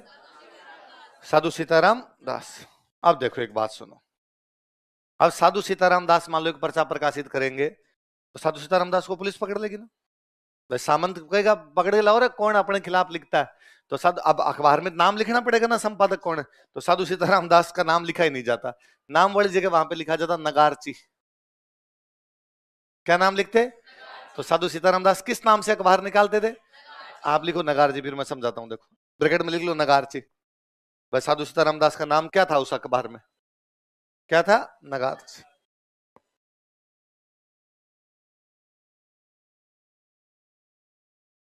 नगारची, नगारची का मतलब क्या? नगाड़ा होता है नगाड़ा, तो नगाड़ा बजाने वाले कहते हैं नगारची। क्या कहते हैं? तो डंका बजाने वाला भी नगारची कहलाता है। क्या कहलाता है? तो जैसे डंका बजाने वाला नगारची है, वैसे ही हम भी नगारची हैं जो न्यूज दे रहे हैं। तो साधु सीताराम दास किस नाम से इस अखबार का संपादन करते? क्या नाम था पर्चे का? उपरमाल का डंका। 3 चीजें हैं, एक संगठन बना है उपरमाल पंच बोर्ड, उसकी एक समिति बनी है उपरमाल सेवा समिति, उसका एक पर्चा है उपरमाल का। ये सारे काम कर रहे हैं विजय सिंह पथिक। कौन कर रहे हैं? तो एक आदमी बड़े मोटिवेट हुए, वो ठिकाने की नौकरी करते थे, माणिक्यलाल वर्मा। कौन थे? क्या करते थे माणिक्यलाल वर्मा? ठिकाने की नौकरी, है ना, मतलब बिजोलिया के सामंत की नौकरी करते थे। और उनको लगा कि अरे यार मैं तो बिजोलिया के सामंत की नौकरी करता हूं, और ये विजय सिंह जो पथिक है, विजय सिंह पथिक यूपी के थे। कहां के थे? यूपी का एक आदमी आके हमारे किसानों के दुख दर्द को समझ रहा है और हमारे किसानों के दुख दर्द में खड़ा होकर उनका आंदोलन चला रहा है। मैं यहीं का लोकल, और मैं किसानों के साथ नहीं हूं। किसके साथ हूं? सामंत के। उन्होंने सामंत की नौकरी छोड़ दी, वो भी किस में शामिल हो गए? आंदोलन में। किसकी प्रेरणा से?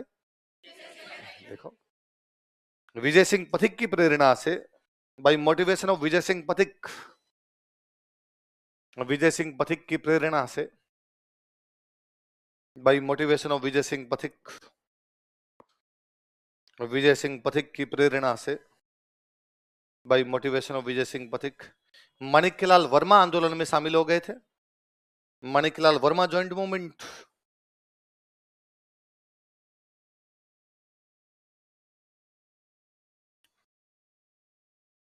माणिक्यलाल वर्मा आंदोलन में शामिल हो गए थे। Manikyalal Verma joint movement.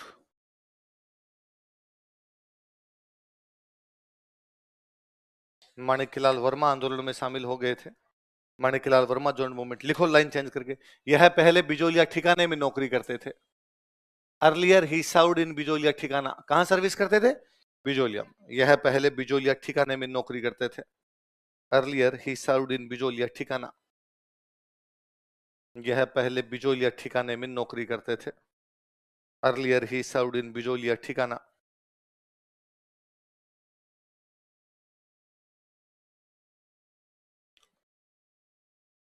विजय सिंह जी ये भी जानते थे कि जब तक लोकल लेवल पर हम आंदोलन करते रहेंगे तब तक पार नहीं पड़ेगी, इसको नेशनल लेवल पे लेके जाना पड़ेगा। किस पे लेके जाना पड़ेगा? नेशनल लेवल पे लेके जाएंगे तो अखबारों में न्यूज बनेगी। अखबारों में न्यूज बनेगी तो राजा पे, अंग्रेजों पे, सामंतों पे दबाव आएगा, और दबाव आएगा तभी वो किसानों के टैक्स कम करेंगे, वरना टैक्स कम करेंगे। वरना तो भाई साहब आप गांव में नारे लगा के रह जाओ, जंगल में मोर नाचा किसने देखा? कोई मतलब ही नहीं निकलता। जब तक दबाव नहीं बनेगा, प्रेशर नहीं बनेगा, तब तक कोई मतलब ही नहीं। तो नेशनल न्यूज कैसे बने? जब कोई नेशनल ऑर्गेनाइजेशन हमारा साथ दे। कौन साथ दे? और उन दिनों नेशनल ऑर्गेनाइजेशन थी कांग्रेस। कौन थी? तो विजय सिंह पथिक को लगा कि बिजोलिया के किसानों को किसके सहयोग की आवश्यकता है? कांग्रेस हर साल अपना 3 दिन का एक अधिवेशन करती। हर साल अपने 3 दिन का क्या करती? 1919 की बात है। कब की बात है? 1919 की बात है। उस साल हुआ था जलियांवाला बाग हत्याकांड। क्या हुआ था? 13 अप्रैल 1919 को क्या हुआ था? जलियांवाला बाग कहां पर है? अमृतसर। कहां पर है? इसलिए कांग्रेस ने कहा इस बार हम मीटिंग अमृतसर में करेंगे। कहां करेंगे? ताकि हम अंग्रेजों को मैसेज दे सकेंगे, आपने भले ही अमृतसर में गोलियां चला दी हो, लेकिन कांग्रेस अमृतसर के लोगों के साथ तन मन धन से खड़ी है। और कांग्रेस का सेशन हर साल होता दिसंबर में। कब होता? तो दिसंबर 1919 में कांग्रेस की एक 3 दिन की मीटिंग होने जा रही थी। कहां पर? कहां पे हो जा रही है? अमृतसर। विजय सिंह पथिक शायद दल बल पहुंचे, यहां कांग्रेस से सपोर्ट मांगते हैं, और उन्होंने कांग्रेस के एक बड़े नेता को जाके पकड़ा कि साहब हेल्प करो, देखो यार बिजोलिया के किसान है, आंदोलन चला रहे हैं, 20-22 सालों का आंदोलन चलाते हुए, अंग्रेज सुन नहीं रहे, राजा सुन नहीं रहा, सामंत सुन नहीं रहे, आप कुछ तो करो। उनका विजय सिंह जी चिंता मत करो, मैं आपका मैटर अभी रखता हूं। वो बड़े नेता मंच पे गिर, उन्होंने जाकर सुनो भाई, ये विजय सिंह जी है, खड़े हो भाई विजय सिंह जी, बिजोलिया से आए किसानों के साथ में, 22 साल हो गए आंदोलन चलाते हुए इनको, लेकिन वहां का राजा, वहां का सामंत, वहां के अंग्रेज इनकी बातें सुनते। और मेरा ये मानना है कि कांग्रेस को बिजोलिया के इन किसानों का साथ देना चाहिए, कांग्रेस को बिजोलिया के इस किसान आंदोलन का समर्थन करना चाहिए। तो मैं एक प्रस्ताव रख रहा हूं, मैं एक रेजोल्यूशन रख रहा हूं कि बिजोलिया किसान आंदोलन का कांग्रेस क्या करती है? समर्थन। इतने में एक नेता सामने से और खड़े, उन्होंने कहा दिमाग खराब आपका, बिजोलिया का आंदोलन किसके खिलाफ है? राजा सामंतों के खिलाफ है, अंग्रेजों के खिलाफ है? कि राजा और सामंत के खिलाफ हो, सामंत के खिलाफ। तो कांग्रेस किसके खिलाफ आंदोलन करती है? राजाओं के खिलाफ या अंग्रेजों के खिलाफ? अंग्रेजों के खिलाफ। तो यदि कांग्रेस राजाओं के खिलाफ भी आंदोलन करने लग गई तो कांग्रेस की पावर तो बढ़ जाएगी, आधी पावर लगेगी अंग्रेजों के खिलाफ और आधी पावर लगेगी राजाओं के खिलाफ। तो फिर तो ना तो अंग्रेज इस देश से कभी जाएंगे, ना राजा कभी समाप्त होंगे। इसलिए कांग्रेस राजाओं के खिलाफ कोई आंदोलन नहीं करेगी, इस प्रकार की कोई पंचायती नहीं करेगी। कांग्रेस पूरा फोकस किस पे करेगी? और जिस दिन अंग्रेजों को कांग्रेस देश से बाहर निकाल देगी, फिर राजाओं के बारे में सोचेगी। फिर भी राजाओं के खिलाफ आंदोलन नहीं करेंगे, क्योंकि अंग्रेज विदेशी हैं, राजा विदेशी थोड़ी है, हमारे देश के हैं। उनके साथ तो मिल बैठ के बातचीत की जा सकती है। हाँ, कोई राजा मिल बैठ के बातचीत से नहीं माना तो आंदोलन करेंगे, लेकिन तब तक आंदोलन नहीं करेंगे जब तक अंग्रेज हमारे देश में। और आप बैठ जाओ, क्या तरीका है? बिजोलिया कहाँ है? बिजोलिया फालतू में मैटर लेके आ गए कि बिजोलिया का मैटर यहाँ पे रख दो कांग्रेस में। कांग्रेस में केवल अंग्रेजों के खिलाफ बात होगी, राजाओं के खिलाफ कोई बात होगी? वो एक नेता जो हमारे बिजोलिया का पक्ष ले रहे थे वो है बाल गंगाधर तिलक। कौन है? वह एक नेता जो उस बिजोलिया आंदोलन का विरोध कर रहे थे, वह है महात्मा गांधी। कौन है? एक ही आदमी में होते हैं कई सारे आदमी। बोलो, एक ही आदमी में होते हैं, जब भी देखना तो बार बार देखना। बोलो, एक ही आदमी में होते हैं, जब भी देखना तो। हमारे साथ समस्याएं हैं। कई बार हम किसी एक व्यक्ति से मिलते हैं रातों, और यार मैं तो इम्प्रेस हो गया, फ्लैट हो गया, क्या बंदा था, क्या पर्सनालिटी थी, क्या बोलता था। 4 दिन बाद हमें लगे कि दाप की लीचड़ है, फर्जी आदमी, ना कुछ आता ना कुछ जाता। होता है। एक हो सकता हम पहले दिन किसी आदमी मिले, हमने कहा, यार फर्जी आदमी, ना कोई शकल, ना कोई सूरत, ना कोई बोलना आता है। और 5 दिन बाद अपने कहा, यार भला आदमी यार, कितना अच्छा बिहेव है यार, कितना अच्छा व्यवहार करता है, काम करवा देता हाथों हाथ। यार मैंने तो एक बात कही थी, हाथों हाथ इसने काम करवा। होता है। इसका मतलब एक ही आदमी में होते हैं कई सारे आदमी, जब भी देखना तो। लिखो, देखो, लिखना है ये। एक ही आदमी में होते हैं कई सारे आदमी। लिखो, अमृतसर कांग्रेस के, लिखो 1919 ईस्वी में, इन 1919 या 1919 ईस्वी के कांग्रेस के अमृतसर अधिवेशन में, पूरा एक साथ लिखो, 1919 ईस्वी के कांग्रेस के अमृतसर अधिवेशन में, in Amritsar session of Congress of 1919,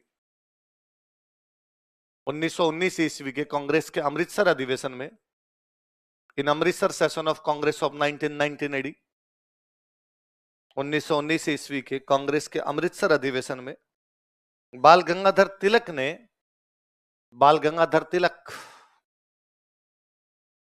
बाल गंगाधर तिलक ने, बाल गंगाधर तिलक,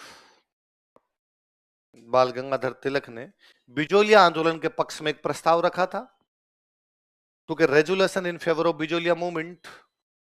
बिजोलिया आंदोलन के पक्ष में एक प्रस्ताव रखा था, took resolution in favour of Bijolia movement.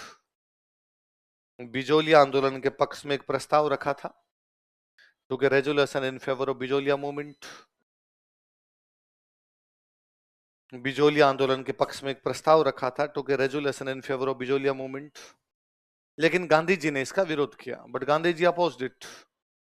लेकिन गांधी जी ने इसका विरोध किया, but Gandhi ji opposed it.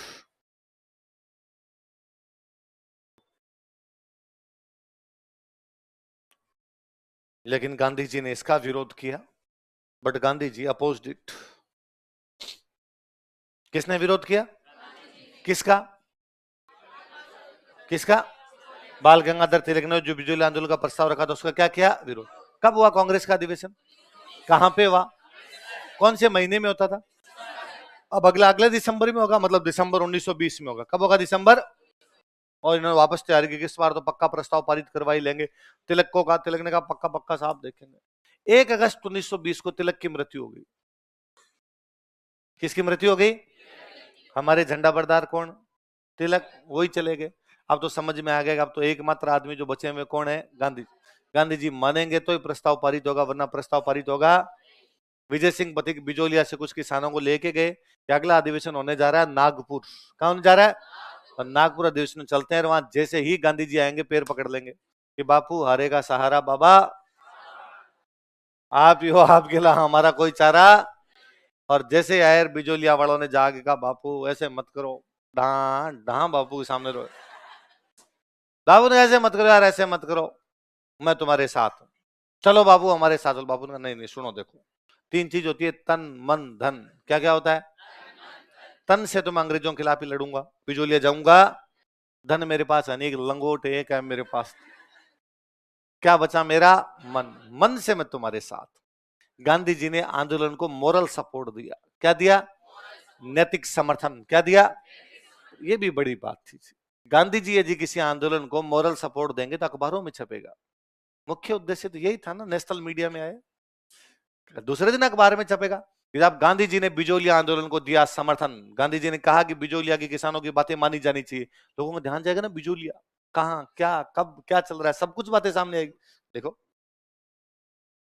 1920 ईस्वी के कांग्रेस के नागपुर अधिवेशन में, in Nagpur session of Congress of 1920 AD, 1920 ईस्वी के कांग्रेस के नागपुर अधिवेशन में, in Nagpur session of Congress of 1920 AD, 1920 ईस्वी के कांग्रेस के नागपुर अधिवेशन में, अरे नागपुर नहीं सुना हुआ तुम्हारा नाम?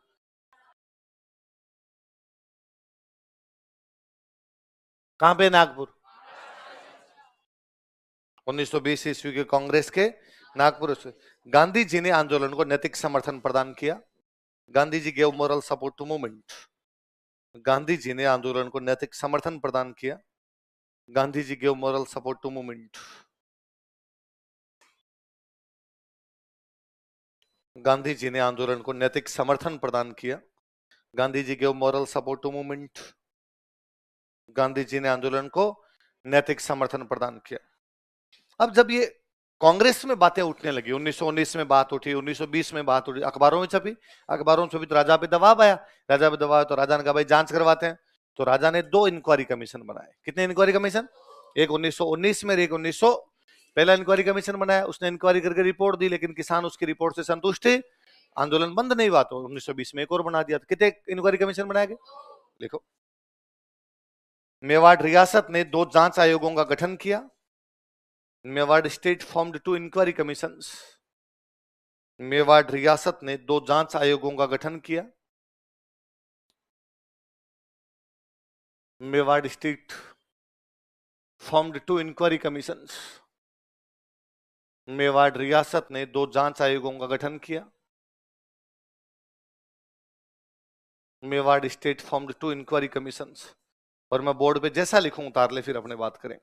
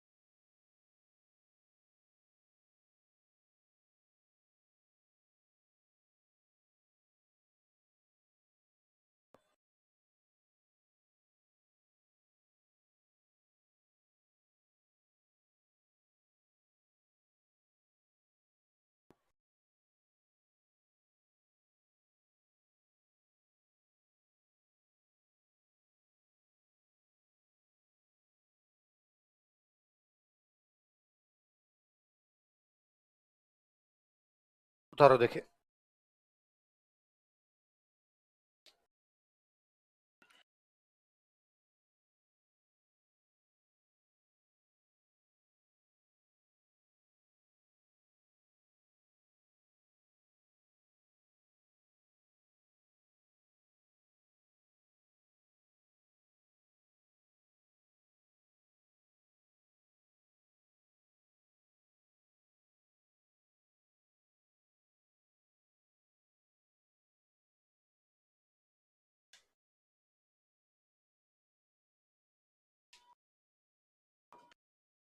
उतार लिया। 1919 में कमीशन बना। उस कमीशन में 3 लोग हैं, बताओ कौन कौन है?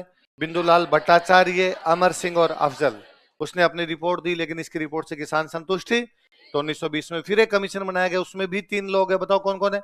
राज सिंह बेरला, तक सिंह मेहता, रमाकांत लेकिन दोनों आयोगों की रिपोर्ट से किसान संतुष्ट थी। अब जब इधर ये जांच आयोग बन रहे हैं, किसानों का आंदोलन चल रहा है, कांग्रेस में बार बार मांगे उठ रही है, ये बातें पता चली अंग्रेजों को। किसको पता चली? एजीजी को पता चली। किसको पता चली?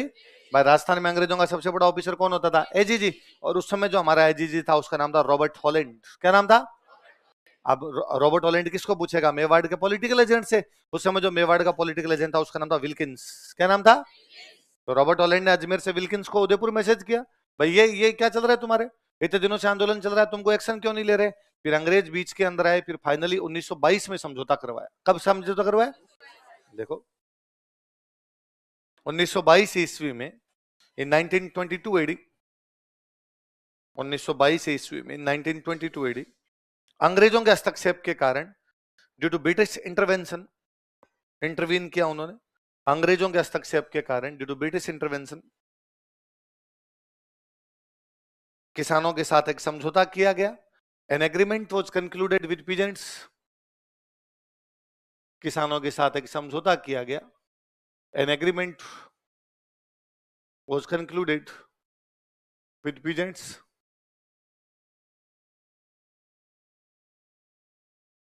किसानों के साथ एक समझौता किया गया।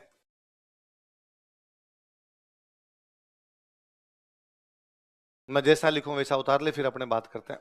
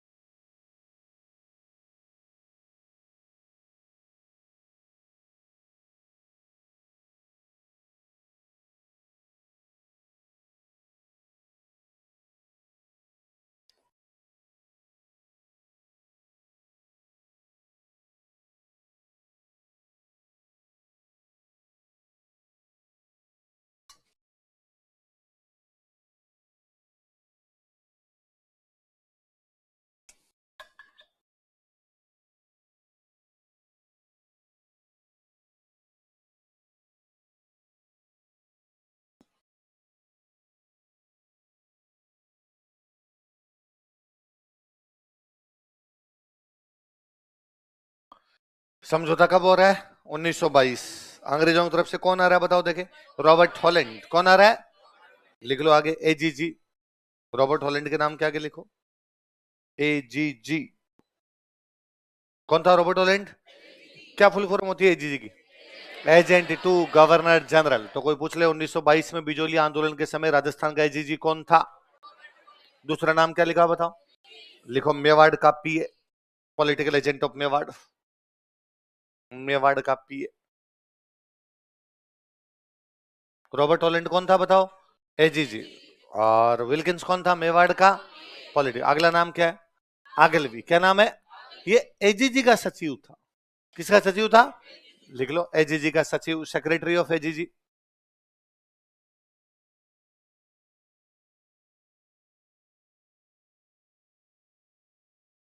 तो तीन तो अंग्रेज आए। तीन अंग्रेज कौन कौन बताओ देखे? रॉबर्ट हॉलैंड, विल्किंस और रॉबर्ट हॉलैंड कौन है? विल्किंस कौन है? और ये आपका कौन है?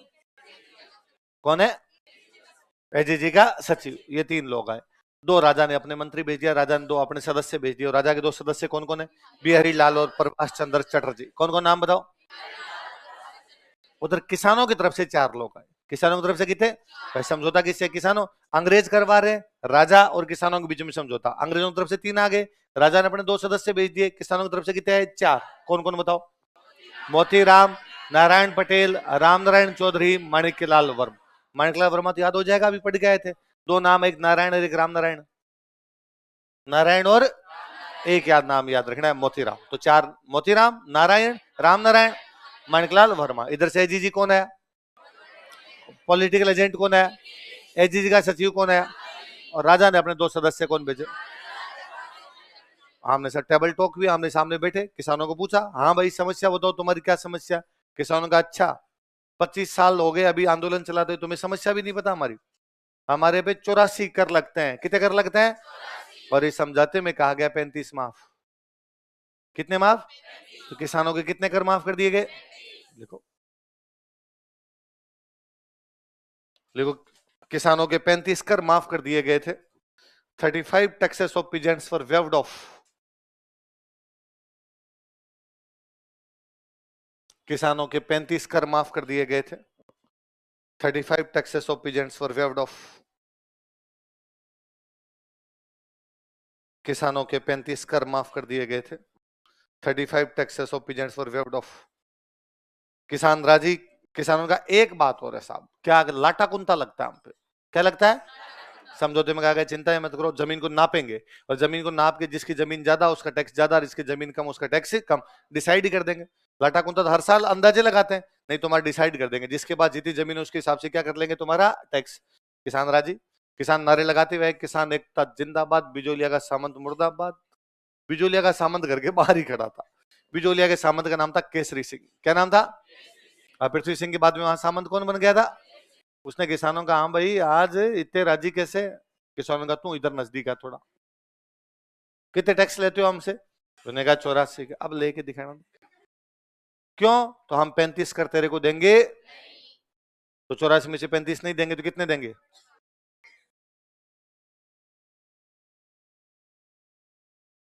कितने? कहीं लग रहा तो रहा है कि सर होता तो है कुछ ना कुछ, 84 से 35 घटाएंगे कुछ ना कुछ तो आएगा, पर अभी हमें समझ में नहीं आ रहा कि कितना। बाकी लोग करें 49 तो विश्वास कर लेते हैं कि कितना होगा। बाकी तुम्हें माइनस करना तो आता आता है?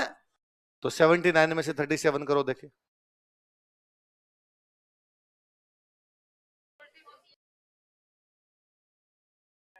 कितने कितने आएंगे?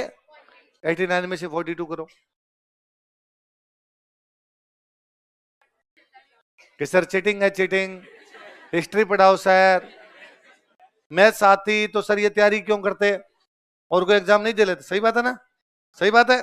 हाँ, चिंता करने की कोई आवश्यकता अपने बच्चों। 84 में से 35 जब माइनस होते हैं तो 49 आता है।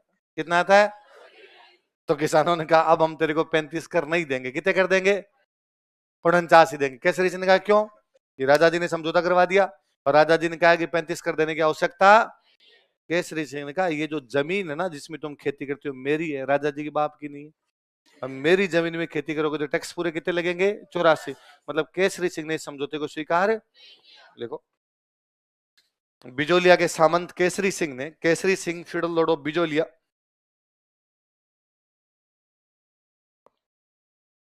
बिजोलिया के सामंत केसरी सिंह ने, Kesari Singh feudal Lord of Bijolia, Bijolia के सामंत केसरी सिंह ने इस समझौते को स्वीकार नहीं किया था।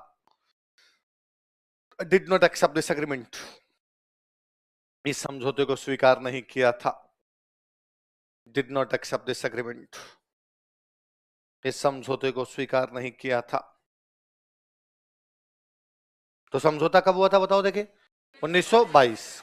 अंग्रेजों ने इंटरफेयर करवाया था। अंग्रेजों की तरफ से कौन कौन आए? रॉबर्ट हॉलैंड आया। रॉबर्ट हॉलैंड कौन था? एजीजी। पॉलिटिकल एजेंट कौन था? विल्किंस। और सचिव कौन था? आगले। राजा ने 2 सदस्य कौन भेजे? बिहारी लाल और प्रभाष चंद्र चटर्जी। किसानों की तरफ से मोतीराम, नारायण, राम नारायण, माणिकलाल वर्मा। समझौतावार समझौते कितने कर माफ कर दिए गए? लेकिन बिजोलिया का सामंत कौन है? उसने इस समझौते को स्वीकार। तीसरा चरण कल पढ़ेंगे।